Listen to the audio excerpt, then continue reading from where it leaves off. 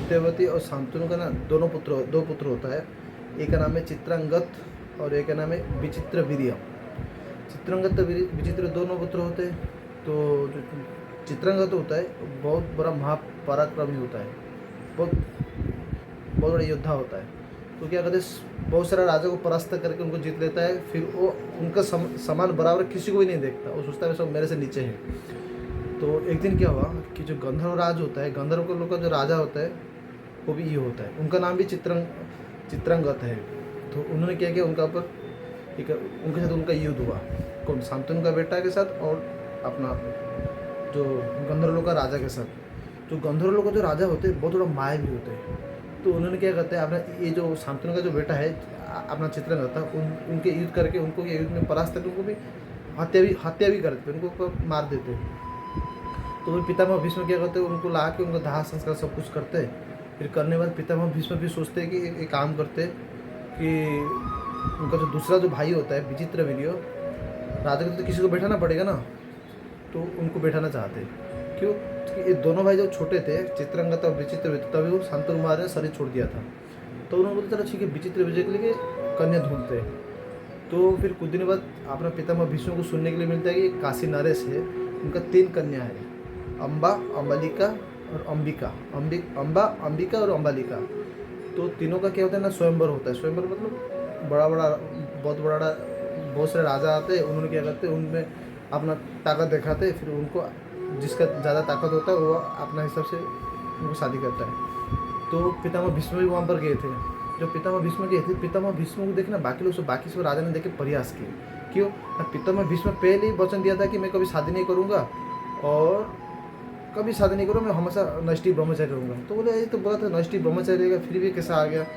तो उन्होंने पितामह भीष्म को टोकते, ऐसे प्रयास करते। तो पितामह भीष्म को बहुत गुस्सा आता है, उन्होंने क्या करते हैं, तीनों लड़कियों उठा देते हैं। क्षत्रिय तो होते उठा के लेके आते हैं, उनके लिए नहीं चाहिए, उनके भाई के लिए उन्होंने उठा के लेके आते। जब उठा के लेके आते और बोलते भी कि तुम लोग जितना सारा राजा है और तुम लोग मेरे से युद्ध करो, और तुम्हारा हिम्मत है कि अगर मेरे से युद्ध में जीत लोगे मेरे को, तब शायद ये तीनों कन्या आपका है, और नहीं जीत पाओगे तो तीनों कन्या मैं लेके जाता हूँ।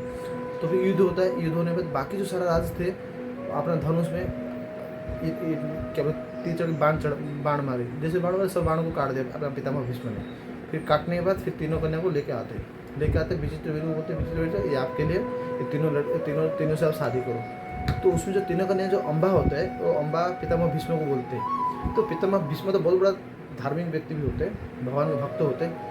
तो उन्होंने अम्बा पितामह भीष्म को बोलते कि देखो पितामह जी, आप तो धर्मज्ञ है और मैं शाल्य से शादी करना चाहता हूँ, और ये बात मेरा पिताजी को भी पता है, तो इसलिए मैं शाल्य से शादी करना चाहता हूँ, मेरे छोड़ दीजिए। तो पितामह भीष्म बोलते ठीक है। तो उन्होंने ब्राह्मण से परमिशन लेते, ब्राह्मण लोग बोलते ठीक है उनको जाने दो।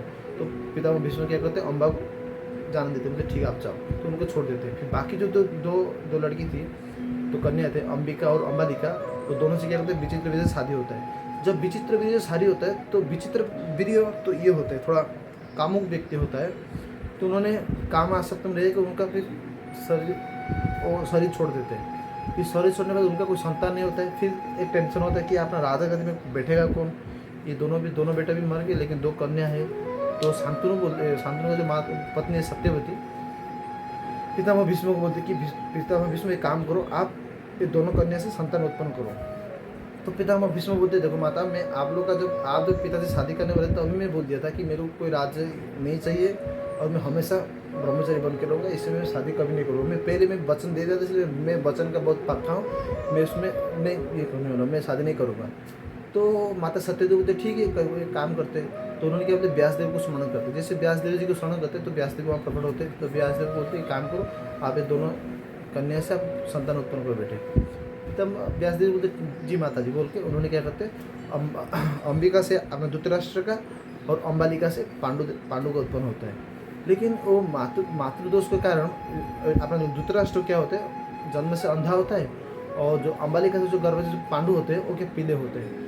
तो फिर जो अम्बालिका का जो होते हैं, अम्बालिका फिर उनको बोलते हैं, उनका जो दासी होता है उनको बोलते काम करो, दासी से पिता अपने व्यासदेव को बोलते हैं कि आप दासी से एक संतान उत्पन्न करो। तो उन्होंने दासी से एक संतान उत्पन्न करते, उसका नाम है विदुर जी।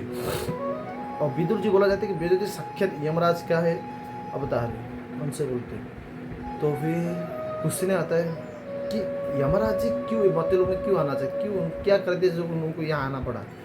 तो इसका भी स्टोरी इस प्रकार है कि जब एक बहुत बड़ा तपस्वी थे, उनका नाम है मांडव्य ऋषि। बहुत बड़ा तपस्वी थे। वो क्या करते थे, उनका आश्रम में तपस्या करते थे, दोनों हाथ ऊपर उठा के एकदम ध्यान लगना तपस्या करते थे। समझो बस क्या हुआ, एक दिन कुछ बहुत सारे डाकू लोग थे, कुछ दूसरा जगह को धन चोरी करके उनका आश्रम में आके छुप गए। जब उनका आश्रम में आके छुप गए तो उनका पीछा करते करते जो राजा के जो सैनिक लोग थे उनका पीछा करते वो आश्रम में पहुंचे। फिर आके उनको मुनि को पूछते, मांडव्य ऋषि को, कि महावर मुनि जी, और आपका आश्रम में कुछ चोर लोग आए थे और धन लेके, तो आप बताओ। तो मांडव्य ऋषि तो बहुत मौन ब्रावा थे, उन्होंने कुछ आंसर नहीं दिया। जब आंसर नहीं दिया, उन्होंने सोचा कि ये बाबा भी इसमें शामिल है। तो उन्होंने क्या करते, आश्रम को छानबीन करते। जब छानबीन करते उन्होंने क्या, उनको मिलता है, चोर भी मिलता है और सारा धन भी मिलता है। सारा सिपाही लोग क्या करते, मांडव्य ऋषि को और उनको सारा चोर को लेके आते, ला के राजा सिंहासन में खड़ा करते। तो राजा बोलते ठीक है, वो लोग तो चोरी किया, उनको काम करो ना, सूली में चढ़ा दो। तो ठीक है, तो सारा चोर के साथ मांडव्य ऋषि को भी सूली में चढ़ा दिए। और देखो बाकी जो चोर लोग तो वो तो शरीर छोड़ दिए कि ना, सूली मतलब सूली ऐसे होता है कि लोहा, बहुत बड़ा लोहा का रॉड होता है पॉइंट वाला, उसमें क्या होता है, जो चोरी करता है, जो भी अपराध करता है उसको बैठा देते हैं। तो क्या करते हैं, वो बॉडी से क्या, बॉडी को छेद करते पूरा बाहर आ जाता है। तो ऐसे सामने वाला ये प्राण छोड़ देता है। तो सारा चोर लोगों ने प्राण छोड़ दिए, लेकिन जो मांडव्य ऋषि उन्होंने प्राण नहीं छोड़ा, बहुत बड़ा तपस्वी थे ना। तो कुछ दिन जाने के बाद सिपाही लोग देखे, भावा ये तो मुनि शरीर नहीं छोड़े। उन्होंने राजा जी बोलते, राजा जी ऐसे ऐसे क्या है ना, जो हम लोग सूली में तो चढ़ाए थे मांडव्य मुनि को, उन्होंने अभी तो शरीर नहीं छोड़ा। तो राजा भी पहले तो लोग, राजा तो धार्मिक होते, उन्होंने भी डर गया, क्या हो गया, बहुत बड़ा अपराध हो गया। उन्होंने मांडव्य ऋषि के पास आया, उन्होंने सूर्य तुरंत निकालो।